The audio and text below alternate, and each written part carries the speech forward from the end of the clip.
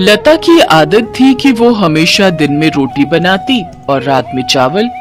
कुछ भी हो जाए, कभी दाल चावल, कभी राजमा चावल, कभी पुलाव, कभी खिचड़ी पर चावल, तो बनने ही बनने हैं। कई बार लता की सास विमला उसे इसके लिए रोक चुकी थी, पर लता अपनी इस आदत को बिल्कुल भी नहीं बदलना चाहती थी। बहू, आज खाने में क्या बनाया है? बाबूजी दाल चावल बनाए हैं। आज फिर चावल बना लिए। लता, मेरे तो घुटनों में बहुत दर्द रहता है। मैं रोजाना रात में चावल नहीं खा सकती बहू। दिन में बनाओ तो मैं थोड़े बहुत खा भी लूं। एक काम कर, मेरे और इनके लिए तो तू रोटी ही बना दे। माँ जी, अब आटा गूंथना पड़ेगा। आटा गूंथा हुआ नहीं रखा। कोई बात नहीं बहू, जो बनाया है वही दे दो। लता ने दाल चावल बनाए हुए थे, वही अपने सास ससुर के आगे परोस दिए। एक काम करो, मैं तुम्हें 2 रोटी का आटा गूंथ कर रोटी सेक देती हूँ। अरे नहीं नहीं विमला, कोई बात नहीं, मैं दाल चावल खा लूंगा। अब तुम उठोगी रोटी बनाने के लिए तो फिर बहू बोलेगी कि उसे ही कह देते, इसलिए अब खा लो। लता की दिन में रोटी रात में चावल की आदत दिन पर दिन बढ़ती जा रही थी। लता, आज तो मेरी ऑफिस की छुट्टी है। एक काम करो, कढ़ी चावल बना लो, बहुत मन हो रहा है। अब मैंने गोभी आलू की सब्जी और रोटी बना दी है, अब मैं कुछ नहीं बनाऊंगी। वैसे भी मैं रात को राजमा चावल बनाने वाली हूँ, मैंने पहले ही प्लान कर लिया था, इसलिए अब रोटी और गोभी आलू की सब्जी खा लो। तुम सही हो, जब देखो अपनी मर्जी करती हो। अब रात में मैं सोच रहा था कि मटर पनीर की सब्जी और रोटी बनवाऊंगा, तुम राजमा चावल का प्लान बनाकर बैठ गई हो। अरे तो क्या हुआ, तुम तो जानते हो ना मैं दिन में चावल नहीं बनाती हूँ, रात में थकी हुई होती हूँ, इसीलिए मैं रात को ही चावल बनाती हूँ। मेरे से नहीं बनती रात में रोटियां। अच्छा ठीक है, जो मन में आए वो करो। मैं माँ को डॉक्टर के पास ले जा रहा हूँ, बोल रही हैं कुछ दिनों से घुटनों में बहुत दर्द है। विमला की तबीयत ठीक नहीं थी, इसीलिए बेटा अभिनव उसे डॉक्टर के पास ले जाता है। देखिए माताजी, उड़द की दाल, भिंडी, चावल, दही वगैरह और ठंडी चीजें आपको कुछ समय के लिए बंद करनी होंगी। डॉक्टर साहब, मैं तो कोई ठंडी चीज लेती ही नहीं हूँ। ये बच्चे कई बार कहते हैं कि ठंडा आइसक्रीम और ठंडा दूध वगैरह ले लो। मैं तो दही भी बहुत कम खाती हूँ क्योंकि मेरे घुटनों में दर्द हो जाता है। अब डॉक्टर साहब, और कुछ खाने का परहेज? बस इन्हीं बातों का ध्यान रखें और समय पर दवाई लें। विमला अभिनव के साथ घर आ जाती है।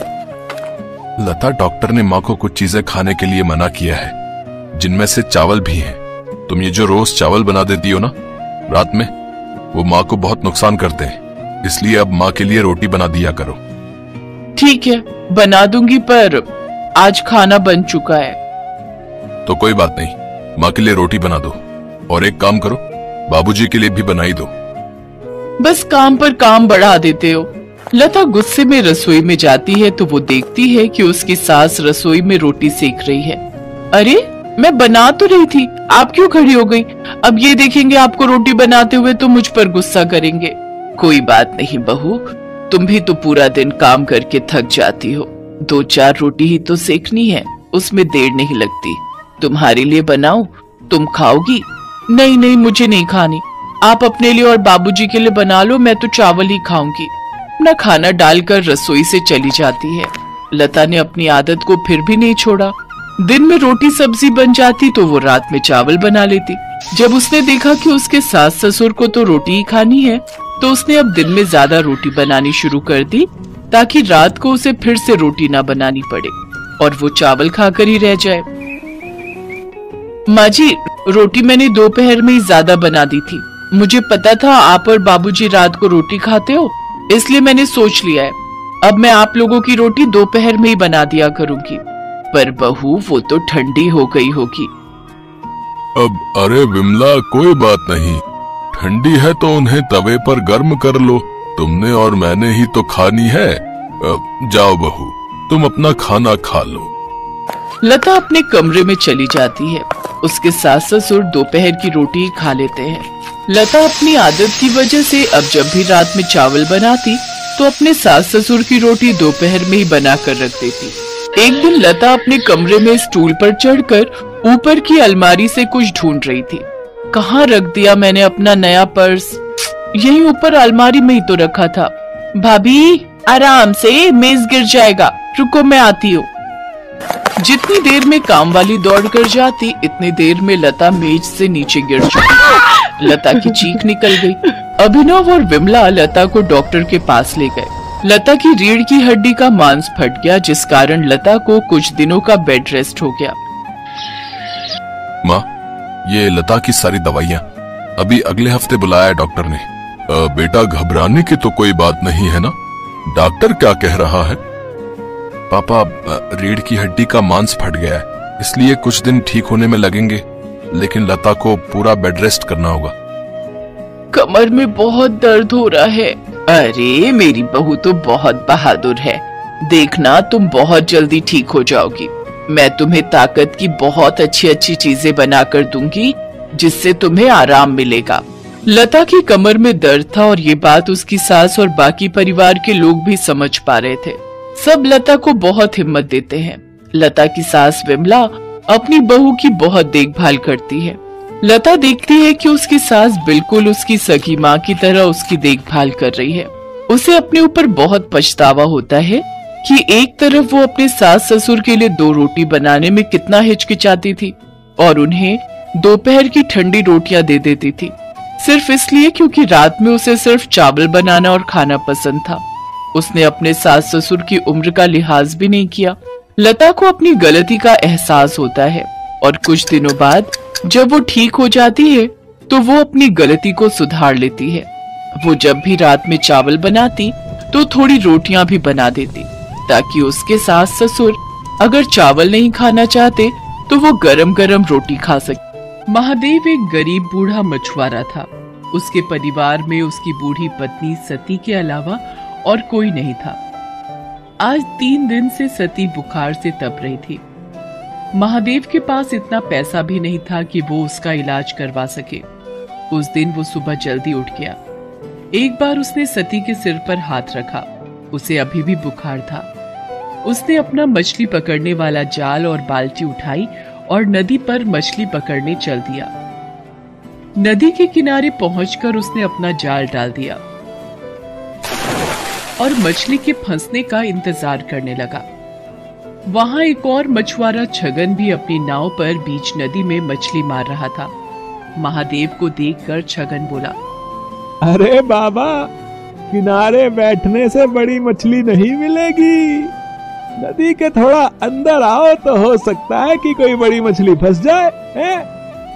नहीं बेटा, ना तो मेरे पास नाव है और ना शरीर में ताकत जो मैं नदी में जाकर मछली पकड़ सकूं। अब सब कुछ भगवान के ऊपर है। उन्होंने चाहा तो मुझे बड़ी मछली जरूर मिलेगी। छगन ताने मारता हुआ बोला, तो फिर बैठे रहो घाट को पकड़ के। भगवान तुम्हारे लिए लाल परी मछली भेजेंगे। लाल परी एक बहुत ही नायाब मछली होती है, जिसकी कीमत लाखों में होती है। ऐसी मछली किसी भाग्यवान को ही मिलती है। एक बार जिसे लाल परी मिल जाती है, उसकी किस्मत ही चमक जाती है। खैर, महादेव ने छगन की बातों पर कोई ध्यान नहीं दिया और काफी देर इंतजार करने के बाद अपना जाल खींचा। उसका जाल भारी लग रहा था। लगता है कोई बड़ी मछली फंसी है। मगर जैसे ही उसने जाल बाहर खींचा, उसका सारा जोश ठंडा पड़ गया। जाल में मछली तो क्या, एक घोंघा भी नहीं फंसा था। उसकी जगह उसमें ढेर सारा कचरा, जैसे प्लास्टिक की बोतलें, सड़े पुराने जूते और चप्पल फंसे थे। ये देखकर छगन जोर से ठहाका लगाकर हंस पड़ा और बोला, अरे वाह बाबा वाह, है बहुत बड़ा खजाना हाथ लग गया है तुम्हारे। इसी तरह रोज खजाना मिलता रहा तो एक दिन तुम जल्दी ही रईस बन जाओगे। महादेव ने फिर उसकी बात पर कोई ध्यान नहीं दिया, बस मन ही मन बोला, हे भगवान, कैसे लोग हैं तुम्हारी दुनिया के। जो नदी हमें पीने को पानी और खाना देती है, उसमें लोग न जाने क्या क्या गंदगी डाल देते हैं। इतना सोचकर उसने फिर से जाल डाला। इस बार उसके जाल में थोड़ी सी छोटी मछलियां फंस गई। लगातार मेहनत करने से महादेव का बूढ़ा शरीर थक गया था, इसलिए जो मछलियां फंसी थी उन्हें समेटकर महादेव बाजार चल पड़ा। दिन भर महादेव ग्राहकों का इंतजार करता रहा, मगर छोटी मछलियां होने के कारण उससे मछली खरीदने कोई नहीं आया। बाकी के मछुआरे बड़ी बड़ी मछलियां पकड़ कर लाए थे। उनकी सारी मछलियां देखते ही देखते बिक गई। हे भगवान, शाम होने को आई है, अब तो बाजार भी उठने लगा है, एक भी ग्राहक नहीं आया। सोचा था थोड़ा सा पैसा आ जाएगा तो सत्ती के लिए खाना और दवाइयां लेता जाऊंगा, बेचारी बुखार से तड़प रही है। अभी महादेव ये सोच ही रहा था कि वहां एक आदमी आया और उससे बोला, बाबा ये मछलियां कितने की हैं? बेटा ये हैं तो 200 रुपए की, मगर मैं तुम्हें 150 में दे दूंगा। 150 तो महंगा है, मैं तो इनके केवल 100 रुपए दे सकता हूँ। वैसे भी बाजार बंद होने वाला है, अब कोई तुम्हारी मछलियां खरीदने से तो रहा, इससे पहले कि ये सब सड़ जाएं, इन्हें तुम मुझे 100 रुपए में दे दो। मरता क्या न करता। आखिर महादेव को 100 रुपयों में उसे सारी मछलियां देनी पड़ी। बाजार भी तब तक उठ चुका था। महादेव ने अपनी दुकान समेटी और वहां से घर चल दिया। अभी वो बाजार से निकल भी नहीं पाया था कि उसके कानों में एक आवाज आई, बाबा इस कंगले की भी सुनते जाना, 3 दिन से कुछ नहीं खाया बाबा, दया करो बाबा, मुझ पर दया करो। महादेव ने मुड़कर देखा, एक अंधा अपाहिज सड़क के किनारे पड़ा कराह रहा था। उसकी दोनों आंखें खराब थी और दोनों पैर भी बेजान थे, जैसे 2 सूखे डंठल हों। महादेव को उस पर दया आ गई। उसने अपनी फटी हुई चादर उस अपाहिज को उड़ा दी और पास की एक दुकान से थोड़ा सा खाने का सामान लाकर उस अपाहिज को देता हुआ बोला, अब लो खा लो। तुमने मुझ अपाहिज पर इतनी दया दिखाई, तुम कौन हो बाबा? महादेव उसे अपने बारे में बताता है। तब अपाहिज अपनी झोली से कुछ दाने निकालकर उसे देते हुए कहता है, तुमने बिना किसी स्वार्थ के एक कंगले की मदद की है बाबा, भगवान तुम्हें इसका फल जरूर देगा। लो ये दाने रख लो, कल जाल डालने से पहले इन दानों को नदी में छिड़क देना। महादेव ने दाने लेकर अपने पास रखे और अपनी फटी चादर उस अपाहिज को अच्छी तरह उड़ाकर वहां से घर चलाया। घर पहुंचने पर उसने देखा कि सती की तबीयत अब कुछ ठीक थी। ये देखकर महादेव को थोड़ी राहत मिली। उसने खाना बनाना शुरू किया। उसने अपने लिए थोड़ी सी मछलियां बचा कर रखी थी। उन मछलियों के साथ उसने आज खरीदे हुए थोड़े से चावल और आलू बनाए और सती को खिलाया। सती को खिलाकर सुलाने के बाद जैसे ही वो खाने बैठा, तभी वहाँ गांव का कुत्ता कालू आ गया। कालू को देखते ही महादेव के चेहरे पर मुस्कान तैर गई। वो कालू को पुचकारते हुए बोला, क्यों कालू बेटा, भूख लगी है? ठहर, अभी तुझे खाना देता हूँ। इसके बाद महादेव ने अपने बचे हुए खाने में से एक हिस्सा कालू के सामने डाल दिया। एक अरसे से महादेव ऐसा ही करता रहा था। वो जब भी खाने बैठता तब कालू वहां आता और महादेव कालू के साथ मिलावट कर खाना खाता। खाना खाकर कालू वहां से चला गया और महादेव भी भगवान का नाम लेकर सो गया। अगली सुबह वो फिर अपना जाल लेकर मछली पकड़ने चल दिया। नदी किनारे पहुंचकर उसे उन दानों की याद आई जो कल अपाहिज ने उसे दिए थे। उसने उन दानों को नदी में बिखेर दिया और फिर वहां अपना जाल डाल दिया। अभी थोड़ी ही देर हुए थे कि अचानक लगा जैसे जाल में कोई भारी चीज फंसी है। महादेव जाल को खींचने लगा, मगर बूढ़ा होने के कारण उससे जाल खींचा नहीं जा रहा था। जैसे तैसे काफी देर की मेहनत के बाद उसने जाल बाहर निकाला। जाल को देखते ही उसकी आंखें चौंधी आ गई। जाल में एक बड़ी सी लाल परी मछली फंसी थी। छगन मछुआरा भी ये सब देख रहा था। लाल परी को देखते ही उसकी आंखें आश्चर्य से फट पड़ी। उसने मन ही मन सोचा, अरे बाप रे, इतनी बड़ी लाल परी, अगर ये मुझे मिल जाए तो हफ्ते भर की कमाई एक ही दिन में हो जाए। इस बुड्ढे से किसी भी तरह ये मछली छीन लेनी चाहिए। उधर छगन की दुष्टता से अनजान महादेव किसी तरह उस मछली को उठाकर वहां से जा रहा था। तभी उसे एक तेज धक्का लगा और वो बुरी तरह जमीन पर गिर पड़ा। मछली भी उसके हाथ से छूट गई। उसे छगन ने धक्का दिया था। उसके गिरते ही छगन तेजी से लाल परी को उठाकर भागा। महादेव चिल्लाया, अरे अरे चोर चोर, पकड़ो पकड़ो, वो मेरी मछली लेकर भागा जा रहा है, कोई पकड़ो उसे। मगर वहां कोई भी नहीं था जो महादेव की पुकार सुनता। लेकिन अगले ही पल ना जाने कालू वहां कैसे आ गया और भागते हुए छगन पर टूट पड़ा। उसने कई जगह छगन को काट खाया। छगन दर्द से चिल्ला उठा। उसका चिल्लाना सुनकर आसपास के रहने वाले लोग वहां भागे आए। इतने सारे लोगों के सामने अपनी पोल खुलने के डर से छगन लाल परी को वहीं छोड़कर भाग गया। तब तक महादेव भी वहां पहुंच गया।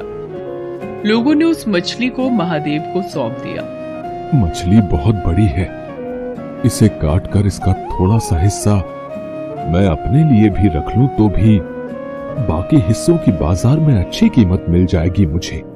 ये सोचकर महादेव मछली को घर लाया और जैसे ही उसने उस मछली को काटा, उसके पेट से नींबू के आकार और सुर्ख लाल रंग का माणिक पत्थर रूबी निकला। माणिक को देखते ही महादेव की आंखें चौंधी आ गई। हे भगवान, इतना बड़ा माणिक पत्थर, इसकी कीमत तो लाखों में होगी। इसे पाकर तो मुझे सारी जिंदगी कोई काम करने की जरूरत नहीं पड़ेगी। ये जरूर उस अपाहिज के दिए हुए दानों का ही कमाल है। इस माणिक का एक हिस्सा उसका भी है। ये सोचकर महादेव उसी जगह पहुंचा जहां उसे वो अपाहिज मिला था। मगर अब वहां कोई नहीं था। वहां बस महादेव की फटी हुई चादर ही पड़ी थी। लोगों से पूछने पर पता चला कि उन्होंने वहां किसी अपाहिज को पहले कभी नहीं देखा है। तो वो कौन था? क्या स्वयं भगवान मेरी मदद को आए थे और मेरे नसीब को चमका दिया? इस घटना के बाद महादेव की जैसे काया ही पलट गई। अब उसके जीवन में किसी चीज की कोई कमी न रही। वो अपनी पत्नी सती और कुत्ते कालू के साथ सुखपूर्वक जीवन बिताने लगा। साथ ही साथ दिल खोलकर दीन दुखियों की मदद भी करने लगा। ना जाने किसी दिन दुखी के भेष में कौन